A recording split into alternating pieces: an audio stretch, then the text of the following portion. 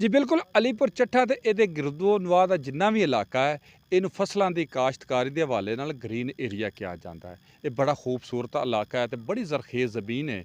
ਲੇਕਿਨ ਇਹਦੇ 'ਚ ਇੱਕ ਬਦਕਿਸਮਤੀ ਇਸ ਇਲਾਕੇ ਦੀ ਹੈ। 10 ਸਾਲ ਪਹਿਲਾਂ ਵੇਖਿਆ ਜਾਏ ਤੇ ਇਹਦਾ ਜਿਹੜੇ ਦਰਜਾ ਹਰਾਰਤ 40 ਤੋਂ 45 ਡਿਗਰੀ ਸੀ। ਹੁਣ ਅਗਰ ਵੇਖਿਆ ਜਾਏ 2 ਤੋਂ 3 ਸਾਲ ਤੋਂ 50 ਤੋਂ ਅਪ ਕਰ ਦਿੱਤਾ, 50 51 ਤੇ 52 ਤੱਕ ਇਹਦਾ ਦਰਜਾ ਹਰਾਰਤ ਜਾਂਦਾ ਹੈ।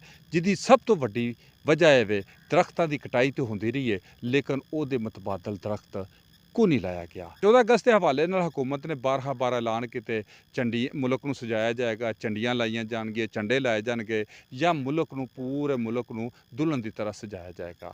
लोग इस बारे की आंदे ने उन्हां नाल गल करने अपनी सारा ਜ਼ਮੀਨ ਦੇ ਉੱਤੇ ਜਿਹੜੇ ਪੌਦੇ ਅਸਾਂ ਪਹਿਲਾਂ ਕੱਟ ਬੈਠੇ ਇਦੋਂ ਪਹਿਲੇ ਉਹਨਾਂ ਤੋਂ ਬਾਅਦ ਗਰਮੀ ਦੀ ਸ਼ਿੱਦਤ ਜਿਹੜੀ ਬਹੁਤ ਜ਼ਿਆਦਾ ਹੋ ਗਈ ਸੀ ਔਰ ਅਸੀਂ ਆਪਣੇ ਆਪ ਨੂੰ ਵੀ ਖੁਸ਼ਕਿਸਮਤ ਸਮਝਦੇ ਹਾਂ, ਗਵਰਨਮੈਂਟ ਪੰਜਾਬ ਨੂੰ ਵੀ ਖੁਸ਼ਕਿਸਮਤ ਵੈਲਕਮ ਕਰਨੇ ਕਿ ਜਿਹਨਾਂ ਸਾਨੂੰ ਇਹ ਰਾਇਤ ਦਿੱਤੀ ਹੈ ਔਰ ਅਸੀਂ ਆਪਣੀ ਜ਼ਮੀਨਾਂ ਤੇ ਪੌਦੇ ਲਾਉਣ ਦੀ ਜੀ। ਇਹਨਾਂ ਦਾ ਕਹਿਣਾ ਹੈ ਸੀ ਕਿ ਔਰ 14 ਅਗਸਤ ਦੇ ਹਵਾਲੇ ਨਾਲ ਜਿੱਥੇ ਅਸੀਂ ਜਸ਼ਨ ਆਜ਼ਾਦੀ ਦੀਆਂ ਝੰਡੀਆਂ ਲਾ ਰਹੇ ਹਾਂ, ਝੰਡੇ ਲਾ ਰਹੇ ਹਾਂ, ਉੱਥੇ ਹਰ ਬੰਦਾ ਇੱਕ ਇੱਕ ਦਰਖਤ ਲਾਏ ਤੇ ਉਹ ਦਿਨ ਦੂਰ ਨਹੀਂ ਜਦੋਂ ਸਾਡਾ ਮੁਲਕ ਜਿਹੜਾ ਹੈ ਸਰਸਬਜ਼ ਹੋ ਜਾਏਗਾ। ਸਰਸਬਜ਼ ਹੋ ਕੇ ਤੇ ਇਹ ਗਰਮੀ ਦੀ ਸ਼ਿੱਦਤ ਵੀ ਘਟੇਗੀ ਤੇ ਔਰ ਇਸ ਤੋਂ ਇਲਾਵਾ ਜਿਹੜੀ ਹੈ ਆਲੂਦਗੀ ਵੀ ਖਤਮ ਹੋ ਜਾਏਗੀ।